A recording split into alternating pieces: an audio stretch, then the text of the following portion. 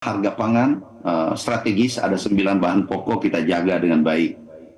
Jaga agar harga stabil, volume terjaga dan seterusnya. Dalam hal volume tidak ada masalah, terjaga lebih dari cukup. Sehingga kami jaga harga melalui operasi pasar besar-besaran. Kita canangkan bersama BUMN, Menteri Perdagangan, arahan Pak Menko Pangan, kita operasi pasar besar-besaran, PT POS, mempunyai gerai 4.500 dan seterusnya.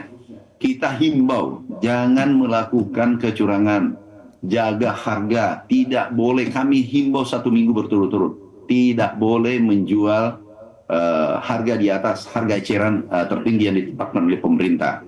Kenapa? Karena tidak ada alasan untuk menaikkan harga di bulan suci Ramadan sekarang.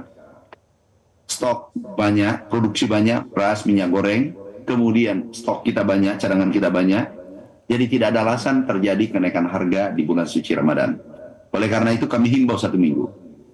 Kemudian hari pertama puasa kami sidak, kemudian hari kedua dan seterusnya. Kemudian terakhir kalau tidak salah tanggal 8 hari Sabtu, kami sidak langsung karena kami menerima banyak laporan keluhan bahwa harga di atas HET dan seterusnya. Kemudian juga dari volume, kami temukan 3 perusahaan di Lenteng Agung, ada 3 perusahaan takarannya hanya 75%, yaitu 750 ml. Jadi dikurangi 25%. Bisa bayangkan kalau kita konsumsi 2,6 sampai 5 juta ton, itu kira-kira berapa kerugian masyarakat Indonesia, dan yang rugi adalah masyarakat kecil. Nah, kemudian juga banyak yang menjual di atas HET. Padahal kita sudah sepakat tidak boleh menjual di atas 15.700. Yeah. Tapi masih banyak di atas HET. Ini juga tidak benar. Nah, karena tidak ada alasan. Produksi kita untuk minyak goreng terbesar dunia. Kita mensuplai dunia. Sangat ironis kalau harga minyak goreng kita dijual di atas HET. Saya menghimbau sekarang juga kepada saudaraku, sahabatku semua, jangan ada yang menjual di atas HET dan takarannya harus sesuai standar, sesuai kesepakatan kita, yaitu 1 liter harus isinya 1 liter dalam kemasan. Baik. Ya. Pak Amran, terkait dengan banyak penjual yang menjual di atas harga HET ini, apakah memang juga ada indikasi, karena CPO kan memang harganya dinamis ya Pak setiap harinya, apakah ada mengarah ke situ? Sebenarnya kita kan produsen terbesar. Iya, kita produsen terbesar. CPO kami paham naik turun dan seterusnya. Tetapi kita sudah sepakat harga eceran tertinggi dan itu disepakati kita semua. Dipimpin oleh Pak Menko, Menteri Perdagangan, Menteri Perindustrian, kita sepakat semua dengan harga itu.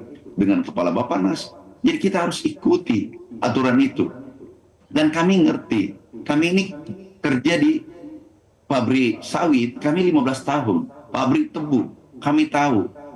Kami tahu tentang CPO itu.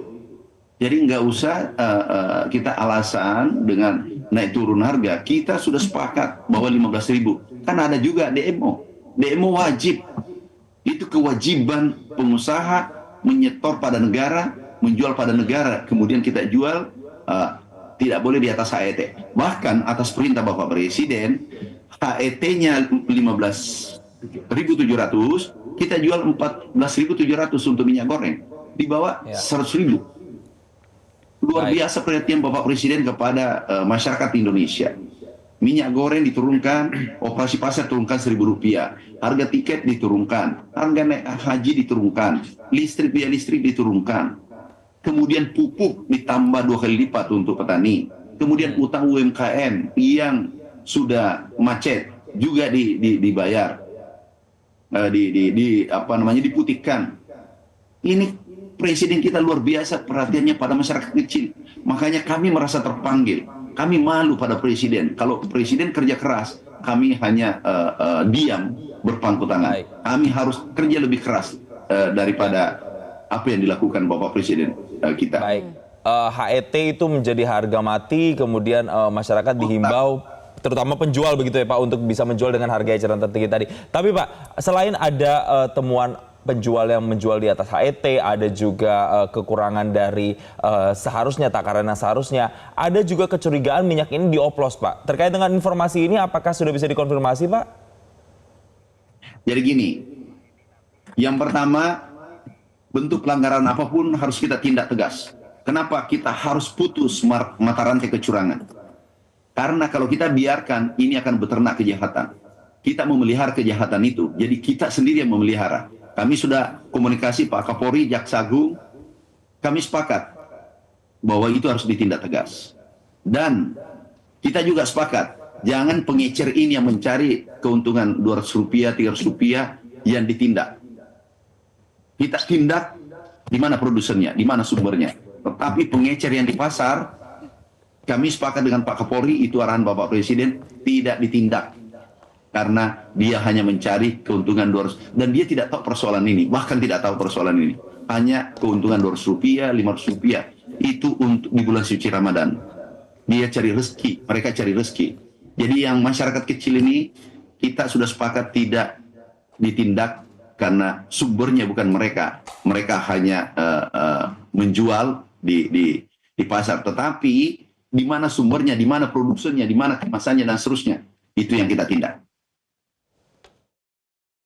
Jelajahi cara baru mendapatkan informasi. Download Metro TV Extend sekarang.